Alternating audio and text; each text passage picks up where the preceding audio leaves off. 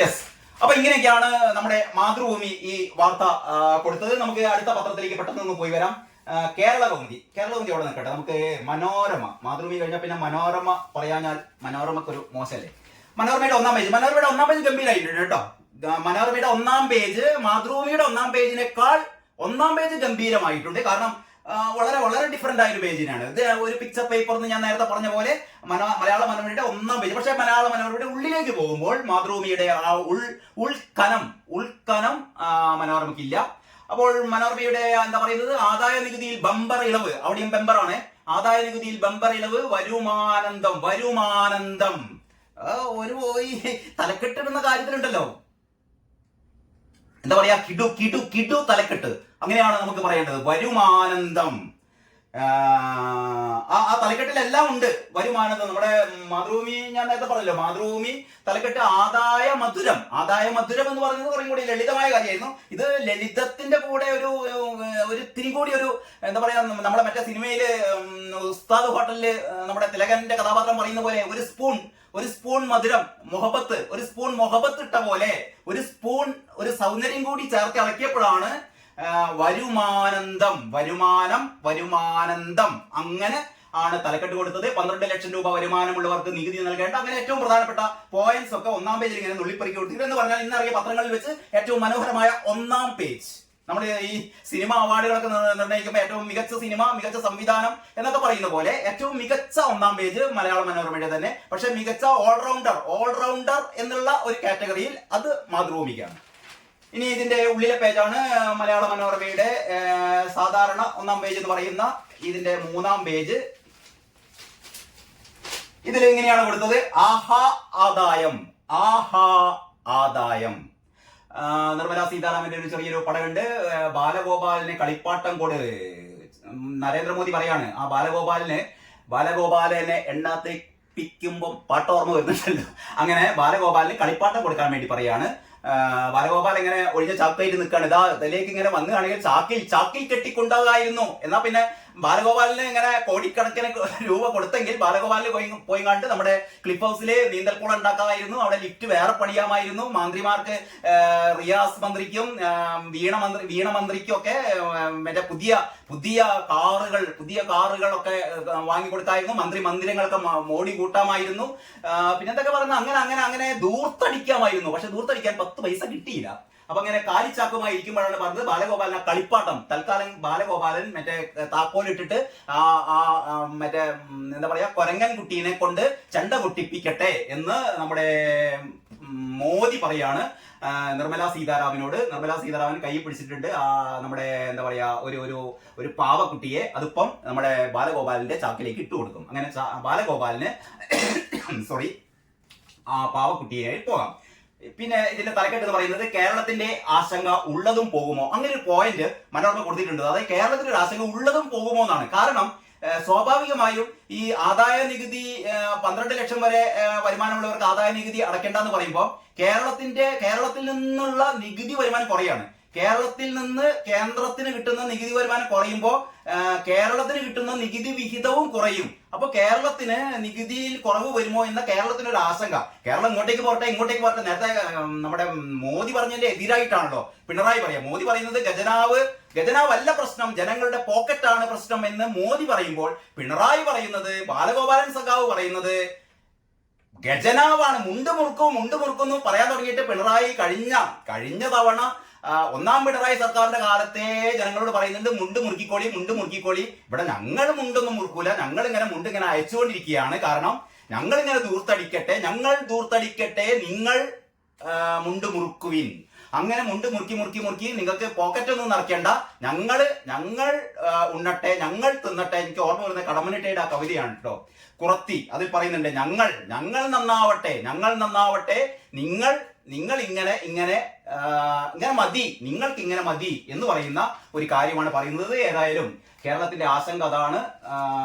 പിന്നീട് എന്താണപ്പോ, ഇനി ഉള്ളിലേക്ക് പോയാൽ കോഴിക്കോടിന്റെ പ്രതീക്ഷകൾ തകർത്ത് കേന്ദ്ര ബജറ്റ്. കോഴിക്കോടിന് പ്രതീക്ഷയില്ല, കോഴിക്കോടിന് വട്ടപൂജ്യം. കാരണം വിലങ്ങാട് ഉരുൾപൊട്ടിയിരുന്നു, അവിടെയും പ്രത്യേകിച്ചൊന്നും ഇല്ല എന്നാണ് പറയുന്നത്. പിന്നീട് ഉള്ളിലെ പേജിലേക്ക് ഈ അടുത്ത 5-ാം പേജിലും പ്രത്യേകിച്ച് ബജറ്റ് വാർത്തകളൊന്നുമില്ല. മദ്രസ അധ്യാപകർക്ക് ഭവന വായ്പ 5 ലക്ഷം രൂപയാക്കും എന്ന് പറയുന്ന ഒരു ന്യൂനപക്ഷ പ്രീണന വാർത്തയുണ്ട് നമ്മുടെ പിണറായിയുടെ. ഇനിതാ ഈ ഒരു സെൻട്രൽ സ്പ്രെഡ് ഉണ്ട്. അത് കഴിഞ്ഞിട്ട് ഇതാണ് ആ പേജ്. മധുര 12 ലക്ഷം രൂപ വരെ ആദായ നികുതിയില്ല. മധുര 12 ഈ തലക്കെട്ടിലുണ്ടാക്കുന്ന ഒരു തലക്കെട്ടിന്റെ മനോഹാരിതയുണ്ടല്ലോ. മനോരമ ഇപ്പൊ മത്സരിക്കുകയാണ്. മധുര 12, മധുര 17 എന്നൊക്കെ നമ്മൾ കേട്ടിട്ടുണ്ട് അല്ലെ. മധുര 17 പോലെ ഇനിയിപ്പോ മധുര 12 നികുതിയിലെ മാറ്റം, ആദായ നിധി സ്ലാബ് മാറ്റം, ഉയർന്ന വരുമാനക്കാർക്കും ആശ്വാസം, കേരളത്തിന് പ്രതീക്ഷ, രണ്ടാം എഞ്ചിൻ, വളരാനുള്ള വഴിമരുന്ന്, സ്റ്റാർ ആകാൻ സ്റ്റാർട്ടപ്പ്, കേരള ടൂറിസത്തിന് ഹാപ്പി സീസൺ. ടൂറിസത്തിനൊക്കെ ഒരുപാട് സാധ്യതകളൊക്കെ ഉണ്ടാക്കിക്കൊണ്ടിരിക്കുന്നത്. അടുത്ത പേജ് അതും ഒരു സെൻട്രൽ സ്പ്രെഡ് ആണ്. ഡൽഹിയിലില്ല ബീഹാറിലുണ്ട്. അങ്ങനെയാണ് ബജറ്റിന്റെ തിരഞ്ഞെടുപ്പ് രാഷ്ട്രീയം ബീഹാറിനാണ് വാരിക്കോരി കൊടുത്തത്. ഡൽഹിയിലില്ല ബീഹാറിലുണ്ട്. ഡൽഹിയിലില്ലെങ്കിലും ഡൽഹിക്കാർക്ക് വേണ്ടിയിട്ടുള്ള കാര്യങ്ങളുണ്ട്. മധുബനി മുതൽ മഖാന വരെ. മഖാന എന്ന് പറയുന്നത് ആ പുതിയ അല്ല, നേരത്തെ തന്നെ ഉണ്ടായിരുന്ന ആ ഒരു ഭക്ഷ്യ വസ്തുവാണ്. അതായത് താമര വിത്ത് എന്നറിയപ്പെടുന്ന താമരയല്ല, അതല്ലാത്ത രീതിയിലുള്ള ഒരു പ്രത്യേക ഫോക്സ് ഫ്രൂട്ട് എന്നാണ് അത്ര ആ രീതിയിൽ എന്തോന്നാണ് അതിന്റെ ഒരു ഇംഗ്ലീഷ് ടേം. ഏതായാലും മഖാന എന്നാണ് അതിന്റെ പേര്. അപ്പൊ മഖാന വരെ, മധുബനി മുതൽ മഖാന വരെ എന്നുള്ളൊരു ഹെഡിങ് സഹിതമാണ് ബഡ്ജറ്റ് വിശേഷങ്ങൾ കൊടുത്തത്. പിന്നീട് എന്താണ്, വരുമാനം കൂടും സർക്കാരിന്. വ്യക്തികൾക്കുള്ള ആദായ നികുതി കുറയ്ക്കുമ്പോഴും സർക്കാരിന് വരുമാനം കൂടും. അതെങ്ങനെയാന്ന് വെച്ചാൽ ഈ ക്രയവിക്രയം കൂടുന്നതിന്റെ സമാനമായി നികുതിയും കൂടും എന്നർത്ഥം. ആദായം കൊണ്ടും ആദായം കണ്ടും, അങ്ങനെയാണ് നമ്മുടെ എഡിറ്റോറിയൽ, മനോരമയുടെ എഡിറ്റോറിയൽ എങ്ങനെയാണ്, ആദായം കൊണ്ടും ആദായം കണ്ടും നികുതി ഇളവുകളിൽ ആശ്വാസം, കേരളത്തോട് കടുത്ത അവഗണന എന്ന് മനോരമ കൊടുത്തിട്ടുണ്ട്. മനോരമ സാധാരണ സഖാക്കന്മാര് പറയാ മനോരമ ശരിയല്ല എന്നാണ്. പക്ഷെ മനോരമ ഒരു സഖാക്കന്മാരുടെ മനസ്സ് കണ്ടുകൊണ്ട് കേരളത്തോട് അനീതി കാണിച്ചു എന്ന് മലയാള മനോരമയുടെ എഡിറ്റോറിയൽ ഉണ്ട്. മലയാള മനോരമയുടെ ഏറ്റവും പ്രധാനപ്പെട്ട കാര്യം, എന്നെ ആകർഷിച്ചൊരു കാര്യമാണ്, പുതുതലമുറ പറയുന്നു. പുതുതലമുറയിലെ ബിസിനസ്സുകാരികളും ഒരു 3 ബിസിനസ്സുകാരികളും ഒരു ബിസിനസ്സുകാരനും പുതുതലമുറയിൽപ്പെട്ട. അതായത് ആരാണെന്ന് വെച്ചാൽ, ഒന്ന് ടീന മുത്തൂറ്റ്, എക്സിക്യൂട്ടീവ് ഡയറക്ടർ, മുത്തൂറ്റ് പാപ്പച്ചൻ ഗ്രൂപ്പിന്റെ പുതിയ തലമുറയിൽപ്പെട്ട ടീന മുത്തൂറ്റ്, അവരുടെ എക്സിക്യൂട്ടീവ് ഡയറക്ടറാണ്. മറ്റൊന്ന് Annie Vinod, Manjila association director, Manjilas food ടെക്കിന്റെ അസോസിയേറ്റ് ഡയറക്ടറാണ് ആനി വിനോദ്. മറ്റൊന്ന് Nasreen Jahangir, executive director, Nest ഗ്രൂപ്പിന്റെ എക്സിക്യൂട്ടീവ് ഡയറക്ടർ. അങ്ങനെ 3 യുവതികളും. പിന്നീട് Ashok Mani, CEO, Intergrow kitchen ഗ്രഷേഴ്സ്. അങ്ങനെ ഈ 4 പുതിയ എന്റർപ്രണേഴ്സ് പറയുന്നു എന്താണ്, ഒട്ടേറെ ഉൽപ്പന്നങ്ങൾക്ക് കസ്റ്റംസ് ഡ്യൂട്ടി ഒഴിവാക്കിയത് മത്സരം വർദ്ധിപ്പിക്കുകയും ഇന്ത്യൻ ഉൽപ്പന്നങ്ങളെ ആഗോളതലത്തിൽ മത്സരിപ്പിക്കുകയും ചെയ്യും. ഇത് ഉൽപ്പന്നങ്ങളുടെ ഗുണനിലവാരവും കയറ്റുമതിയും വർദ്ധിപ്പിക്കാൻ ഇടയാക്കും. നയ പരിഷ്കരണം, കൂടുതൽ വിദേശ മൂലധനം ആകർഷിക്കും എന്നൊക്കെ പറഞ്ഞിട്ട് ഈ ബഡ്ജറ്റിനെ ഒരുപാട് എന്താണ് പ്രൊമോട്ട് ചെയ്യുകയാണ്, അല്ലെങ്കിൽ ഒരുപാട് അതിനെ അനുകൂലിക്കുകയാണ് ഈ പുതിയ തലമുറ. ഇതാ അടുത്ത പേജും എന്ന് പറഞ്ഞാൽ മാതൃഭൂമിയോട് ഇങ്ങനെ മുട്ടി നിൽക്കുന്നുണ്ട് കേട്ടോ മനോരമ.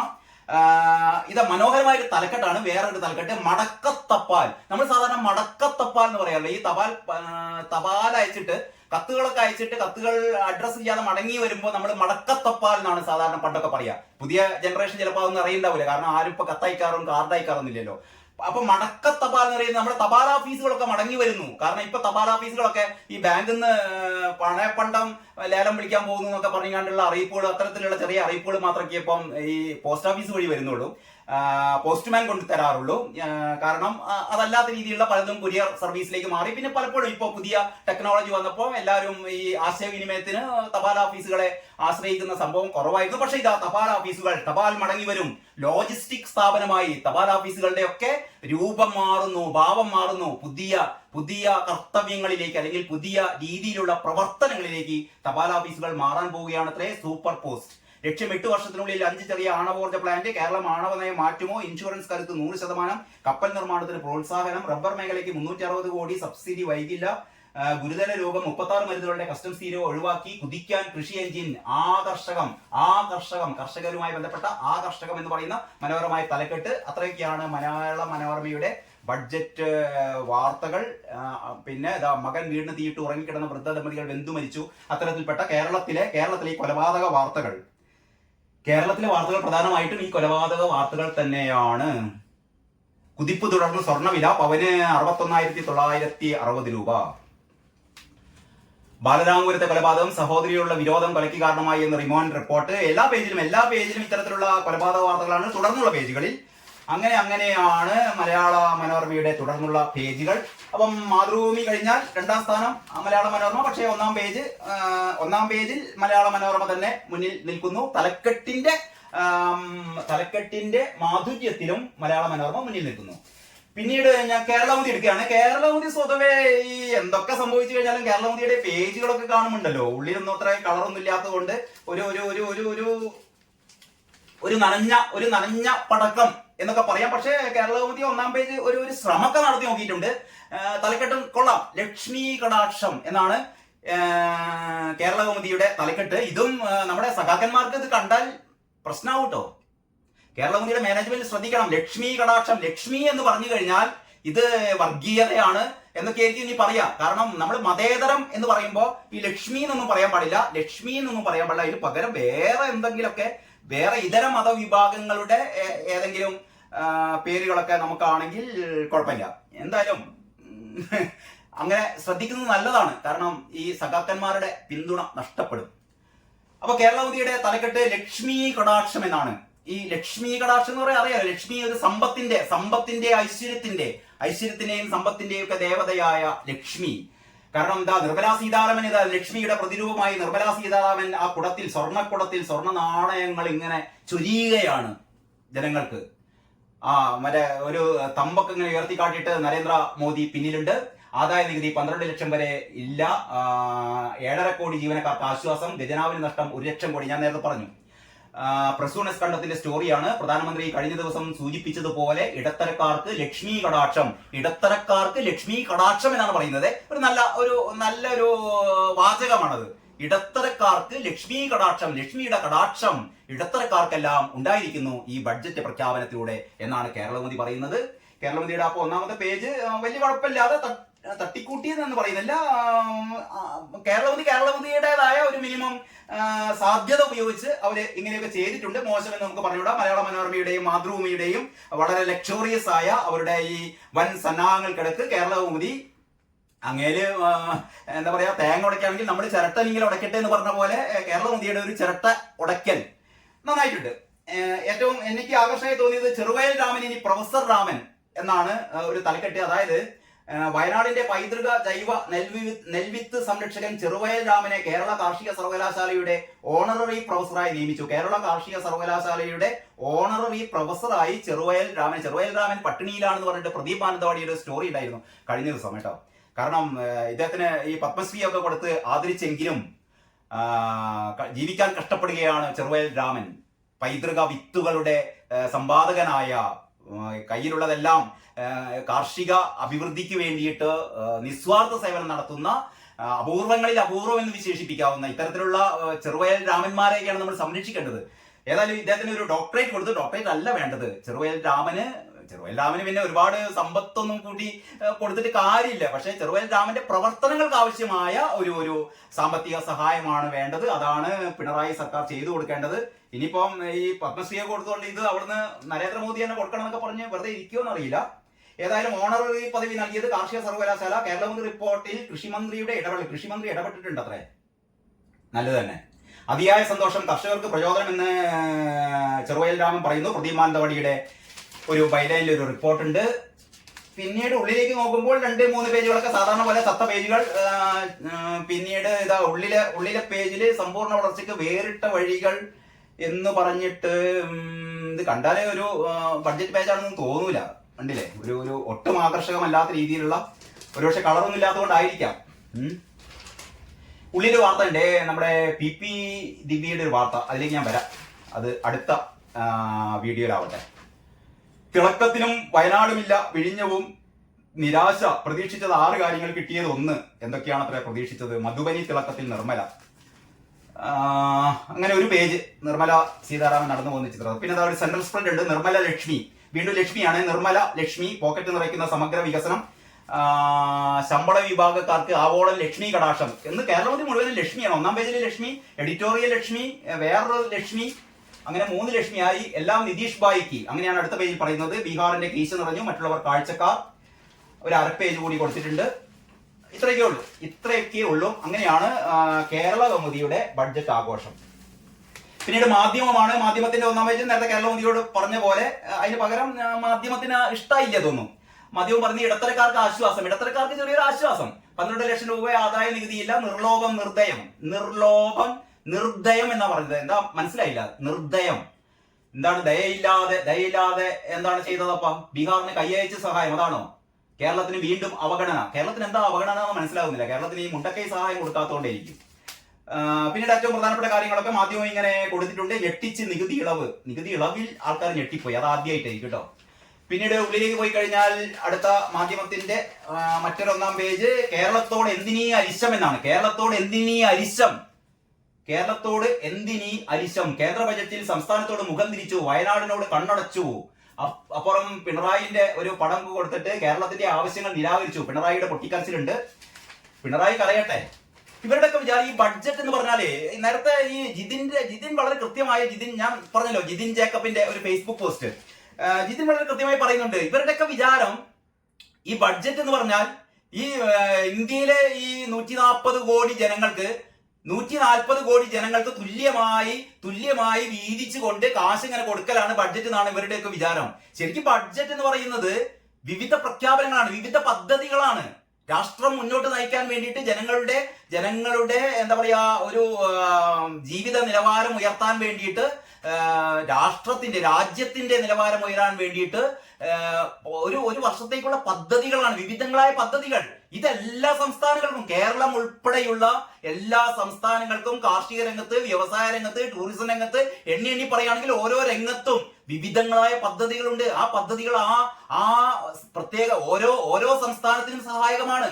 അതല്ലാതെ ബീഹാറിന് വാരിക്കാരി കൊടുത്തു എന്ന് പറയുന്ന പോലെ എല്ലാവർക്കും ഇങ്ങനെ വാരി കൊടുക്കാൻ പറ്റുമോ? ജോർജ് കുര്യൻ പറഞ്ഞത് ശരിയാണ്. ഈ പിന്നോക്കം നിൽക്കുന്ന അല്ലെങ്കിൽ അത്രയൊന്നും പുരോഗതി പ്രാപിക്കാത്ത ചില സംസ്ഥാനങ്ങൾക്കൊക്കെ കൂടുതൽ കൊടുത്തിട്ടുണ്ടാവും. അതിന്റെ പേരിലും ജോർജ് കുര്യനെ പോയി കണ്ട് വിമർശിക്കുകയാണ് കേട്ടോ. കേരളത്തിന് കിട്ടാത്തത്, കേരളം അത്യാവശ്യം പുരോഗമിച്ച സ്റ്റേറ്റ് ആയതുകൊണ്ടാണ് കിട്ടാത്തത് എന്ന് ജോർജ് കുര്യൻ വളരെ ശരിയാണ്. കാരണം നികുതിയുടെ ഘടനയൊക്കെ അനുസരിച്ച് അങ്ങനെയാണല്ലോ. നികുതിയുടെ വിഹിതമൊക്കെ കൊടുക്കുക. വളരെ ഈ ദുർബലമായ സംസ്ഥാനങ്ങളെയാണ് കേന്ദ്രം സഹായിക്കേണ്ടത്. അങ്ങനെയാണ് ചെയ്യേണ്ടത്. അല്ല കേന്ദ്രം ഇങ്ങനെ എല്ലാവർക്കും സമമായിട്ട് വീതിക്കല്ല ചെയ്യുക. കേന്ദ്രത്തിനെ സംബന്ധിച്ചിടത്തോളം വിവിധ സംസ്ഥാനങ്ങളിൽ, പിന്നോക്കം നിൽക്കുന്ന സംസ്ഥാനങ്ങളിൽ, ഏറ്റവും പുരോഗതി പ്രാപിക്കാത്ത സംസ്ഥാനങ്ങളെയൊക്കെ കൈപിടിച്ച് ഉയർത്തുകയാണ് ബഡ്ജറ്റിലൂടെ ചെയ്യേണ്ടത്. അങ്ങനെയൊക്കെയാണ് ബീഹാറിനൊക്കെ കൂടുതൽ എന്താ പറയാ, അതായത് നിതീഷിനെ അങ്ങനെ സഹായിക്കാൻ വേണ്ടി മാത്രമല്ല, ഒരുപക്ഷെ അതുമാണ്, അതവിടെ കിടക്കട്ടെ, അത് സ്വാഭാവികമായി ഏത് സർക്കാരാണെങ്കിലും അങ്ങനെ ചെയ്യല്ലോ. പക്ഷെ എന്ന് വിചാരിച്ചിട്ട് ഈ മാധ്യമത്തിന്റെ പ്രശ്നം എന്ന് പറഞ്ഞാൽ മോദിയോടുള്ള വെറുപ്പ്, അല്ലെങ്കിൽ ഹിന്ദുത്വത്തോടുള്ള വെറുപ്പ്, ഹൈന്ദവരോടുള്ള വെറുപ്പ്, അതാണ് മാധ്യമത്തിന്റെ ഈ കലിപ്പിന് കാരണം. എന്തിനീ അരിശം? മാധ്യമത്തിന്റെ അരിശം. ഒരു ആനമുട്ട സുരേഷ് ഗോപിക്ക് കൊടുക്കുന്നു കണ്ടിട്ടോ. ഭാഗ്യവാൻ, ഇത് വിരിഞ്ഞാൽ അടുത്ത പൂരത്തിന് എഴുന്നള്ളിക്കാം എന്ന് പറഞ്ഞിട്ട് നിർമ്മലാ സീതാരാമൻ സുരേഷ് ഗോപിക്ക് ഒരു ആനമുട്ട കൊടുക്കുന്നു. വലിയ കാര്യമായി. അപ്പൊ മാധ്യമത്തിന്റെ ഒരു ഭാവന അങ്ങനെയാണ്. പിന്നീട് യുവജനോത്സവത്തിൽ തല്ലുമാലയുണ്ട്. അതിനെ സംബന്ധിച്ചും പറയാനുണ്ട്. അത് പിന്നെ ഞാൻ പറയാം. സ്വന്തം മണ്ണും മധ്യവർഗവും എന്നൊക്കെ പറഞ്ഞിട്ട് ഇതിന്റെ ഒരു ഭാഗമായിട്ട് നമ്മുടെ രാഷ്ട്രപതി നമ്മുടെ ധനകാര്യമന്ത്രിക്ക് പായസം കൊടുക്കുന്ന ഒരു ഫോട്ടോ കൊടുത്തിട്ടുണ്ട്. എന്തോ വലിയൊരു പാതകം എന്നുള്ള രീതിയിൽ, അങ്ങനെയൊന്നും കൊടുക്കാൻ പാടില്ല എന്നൊക്കെ ആയിരിക്കാം മാധ്യമം ഉദ്ദേശിച്ചത്. ബഡ്ജറ്റിലെ കളം മാറ്റി കളികൾ എന്നൊക്കെയാണ് ഇതിന്റെ എഡിറ്റോറിയൽ കൊടുത്തത്. നീതികേടിന്റെ വീതം വെപ്പ് KN ബാലഗോപാലിന്റെ ചിത്രമൊക്കെ ആയിട്ട് ബാലഗോപാലിന്റെ സംഭവം. പിന്നെന്താണ് കേരളത്തിലുള്ള അവഗണനയിൽ പ്രതിഷ്ഠ കംപ്ലീറ്റ് കേരളത്തോട് ഇതൊരു ദേശാഭിമാനിയായി മാറിട്ടോ. ദേശാഭിമാനിയിലേക്ക് നമ്മൾ കടക്കുന്നു. ദേശാഭിമാനിയുടെ സംഭവം വരുന്നു. അപ്പൊ ഇങ്ങനെയൊക്കെയാണ് മാധ്യമം വളരെ നിരാശാഭരിതരാണ്. മാധ്യമം അപ്പൊ കേരളത്തിന്റെ അവഗണന അല്ല, അങ്ങനെ നരേന്ദ്രമോദിയും ലക്ഷ്മി കടാക്ഷൊന്നും വേണ്ട എന്നാണ്. കാരണം ഇവർക്ക് അത്യാവശ്യം നല്ല ബഡ്ജറ്റ് ആയതുകൊണ്ട് മാധ്യമത്തിന്റെ ചൊറിച്ചിലാണ് നമ്മളിത് കാണുന്നത്. ഇനിയാണ് നമ്മുടെ പ്രിയപത്രമായ ദേശാഭിമാനി കണ്ടില്ലേ? നരേന്ദ്രമോദി നിതീഷിന് ഇങ്ങനെ ഇത് കൊടുക്കുകയാണ്, എന്താ പറയാ, അങ്കി കൊടുക്കുകയാണ്, കുഞ്ഞുവാവേ എന്ന് പറഞ്ഞിട്ട്. ഡൽഹി ഇങ്ങനെ പിന്നിൽ പൊത്തിപ്പിടിച്ചിട്ടുണ്ട്. ഇവിടെ 2 കുട്ടികൾ ഇങ്ങനെ കരഞ്ഞുകൊണ്ടിരിക്കുന്നു. എനിക്ക് തോന്നുന്നത് ഒന്ന് കേരളവും മറ്റൊന്ന് നമ്മുടെ സ്റ്റാലിന്റെ തമിഴ്നാട് കഴിക്കണം. 2 കുട്ടികൾ ഇങ്ങനെ കരയുന്നു. കേന്ദ്ര budget 2025 Bihar Delhi vote budget, അങ്ങനെയാണ് വോട്ട് ബഡ്ജറ്റ് എന്ന് പറഞ്ഞു കേട്ടോ. ഈ മേലെ നിന്ന് നമുക്ക് ഈ 12 ലക്ഷം വരെ വരുമാനമുള്ളവർക്ക് ആദായ നികുതി ഇല്ല എന്ന് പറയുന്ന എക്കാലത്തെയും ചരിത്ര സംഭവം, അത്രയ്ക്കുള്ള ചരിത്ര പ്രഖ്യാപനം ദേശാഭിമാനിയുടെ ഈ ഭാഗത്തൊന്നും കാണുന്നില്ല. എന്നിട്ട് ഏറ്റവും അവസാനം ഉണ്ട് കേട്ടോ, 12 ലക്ഷം വരെ വരുമാനമുള്ളവർക്ക് ഇളവ്. 12 ലക്ഷം വരെ വരുമാനമുള്ളവർക്ക് ഇളവ് തീരെ ഇഷ്ടപ്പെട്ടില്ല ദേശാഭിമാനിക്ക്. അങ്ങനെയാണ് ആ വാർത്ത കൊടുത്തത്. കേരളത്തിന് വീണ്ടും ഓട്ടക്കാരണ, സർവം സ്വകാര്യവൽക്കരണം, ബീഹാറിന് വാരിക്കോരി, അവഗണനയുടെ രാഷ്ട്രീയ രേഖ എന്ന് പറയുന്ന പിണറായി വിജയനുണ്ട്. പിന്നീട് ദേശാഭിമാനിയുടെ ഉള്ളിലെ പേജിലേക്ക് കടന്നാൽ അണുശക്തിയും ഇൻഷുറൻസും തീറെഴുതി കൊടുത്തത്രേ. പിന്നെ രാധയുടെ മകൻ ജോലിയിൽ പ്രവേശിച്ചു. പിന്നെ അത്രയോളും ബജറ്റ് വാർത്ത, അത്രയോളും കയ്യയച്ചില്ല, കഴുത്തു ഞെരിച്ചു, ഇന്ത്യയെ കളിപ്പാട്ടങ്ങളുടെ ഹബ്ബാക്കി മാറ്റും, കേരളത്തിനെ ഇങ്ങനെ തട്ടിക്കളിക്കുകയാണ് മോദി, കേരളത്തെ നിഷ്കരണം അവഗണിച്ചു CPM, കേരളത്തിന് 1.95% മാത്രം കേന്ദ്ര നികുതി വിഹിതം എന്നാണ് പറയുന്നത്. നഷ്ടം നികത്താൻ അതിസമ്പന്നരെ തൊട്ടില്ല എന്ന് പറയുന്നത്. അതിസമ്പന്നർക്ക് സാധാരണ വാരികോരി കൊടുത്തു എന്നൊക്കെയാ പറയാ, പ്രാവശ്യം തൊട്ടില്ല എന്നാണ് പറയുന്നത്. ബീഹാർ ബമ്പർ എന്നാണ് ഉള്ളിലെ പേജിൽ കൊടുത്ത ഏറ്റവും പ്രധാനപ്പെട്ട ഹെഡിങ്. അടിസ്ഥാന പ്രശ്നങ്ങൾ അവഗണിച്ചു എന്നുള്ളതാണ് എഡിറ്റോറിയൽ.